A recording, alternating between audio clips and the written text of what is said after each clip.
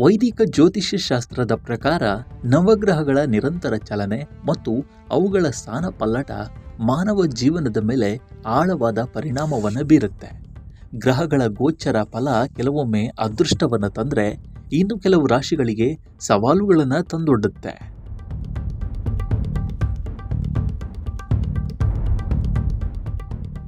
ಜ್ಯೋತಿಷ್ಯದ ಲೆಕ್ಕಾಚಾರಗಳ ಪ್ರಕಾರ ಮುಂದಿನ ಜೂನ್ 2026 ತಿಂಗಳು ಕೆಲವು ರಾಶಿಗಳ ಜಾತಕದವರಿಗೆ ಅತ್ಯಂತ ಕಷ್ಟಕರವಾಗಿ ಪರಿಣಮಿಸಲಿದೆ.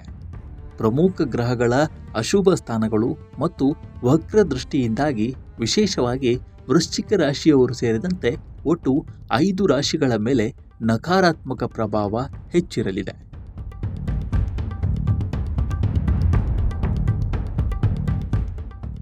ಈ ರಾಶಿಯವರು ಜೀವನದ ಪ್ರತಿಯೊಂದು ಕ್ಷೇತ್ರದಲ್ಲೂ ಪ್ರತಿಯೊಂದು ಹೆಜ್ಜೆಯಲ್ಲೂ ಅತಿಯಾದ ಜಾಗ್ರತೆ ಮತ್ತು ಸಮಯವನ್ನು ವಹಿಸಬೇಕಾದ ಅನಿವಾರ್ಯತೆ ಇದೆ ಅಂತ ಜ್ಯೋತಿಷ್ಯ ತಜ್ಞರು ಎಚ್ಚರಿಸಿದ್ದಾರೆ.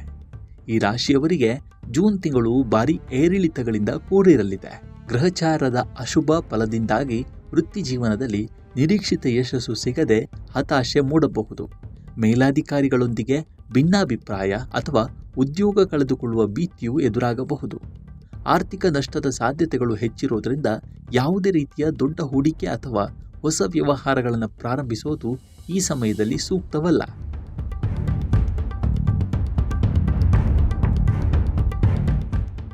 ವೃಶ್ಚಿಕ ರಾಶಿಯ ಜೊತೆಗೆ ಇನ್ನುಳಿದ 4 ರಾಶಿಗಳ ಜಾತಕದವರು ಆರೋಗ್ಯದ ವಿಷಯದಲ್ಲಿ ತೀವ್ರ ಕಾಳಜಿ ವಹಿಸಬೇಕಾಗುತ್ತೆ. ಹಳೆಯ ಕಾಯಿಲೆಗಳು ಮರುಕಳಿಸುವ ಸಾಧ್ಯತೆ ಇದ್ದು ಆಸ್ಪತ್ರೆ ಖರ್ಚುಗಳು ಹೆಚ್ಚಾಗಬಹುದು. ಕುಟುಂಬದಲ್ಲಿ ಅನಗತ್ಯ ತಪ್ಪು ತಿಳುವಳಿಕೆಗಳು ಮತ್ತು ಕಲಹಗಳು ಮೂಡಿ ಮಾನಸಿಕ ನೆಮ್ಮದಿಗೆ ಭಂಗವಾಗಬಹುದು.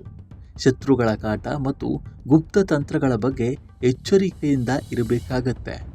ವಾಹನ ಚಾಲನೆ ಮಾಡುವಾಗ ಅಪಘಾತದ ಸಂಭವಗಳಿರುವುದರಿಂದ ಅತಿಯಾದ ವೇಗ ಮತ್ತು ನಿರ್ಲಕ್ಷ್ಯ ಮಾಡಬಾರದು. ಇನ್ನು ಸಂಬಂಧಗಳಲ್ಲಿ ಬಿರುಕು ಮೂಡದಂತೆ ಎಚ್ಚರವನ್ನು ವಹಿಸಬೇಕಾಗತ್ತೆ.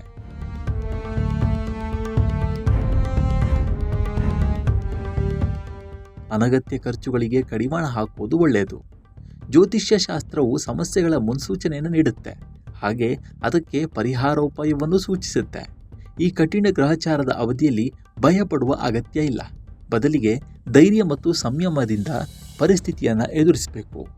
ನಕಾರಾತ್ಮಕ ಪ್ರಭಾವವನ್ನು ತಗ್ಗಿಸಲು ಪ್ರತಿದಿನ ಇಷ್ಟದೈವದ ಆರಾಧನೆ, ಸ್ತೋತ್ರಗಳ ಪಠಣ ಮತ್ತು ಶಕ್ತಿಗನುಗುಣವಾಗಿ ದಾನ ಧರ್ಮ ಮಾಡುವುದು ಸಹಾಯಕವಾಗುತ್ತೆ ಅಂತ ಸಲಹೆ ನೀಡಲಾಗಿದೆ.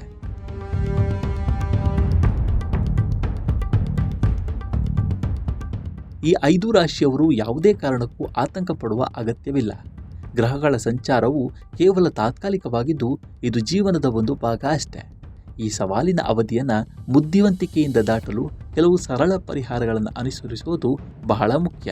ಪ್ರತಿದಿನ ಬೆಳಗ್ಗೆ ಸೂರ್ಯ ದೇವರಿಗೆ ಅರ್ಘ್ಯ ಅರ್ಪಿಸುವುದು, ನವಗ್ರಹ ಸ್ತೋತ್ರ ಹಾಗೂ ಹನುಮಾನ್ ಚಾಲಿಸ ಪಠಿಸುವುದರಿಂದ ನಕಾರಾತ್ಮಕ ಶಕ್ತಿಗಳು ದೂರವಾಗುತ್ತದೆ.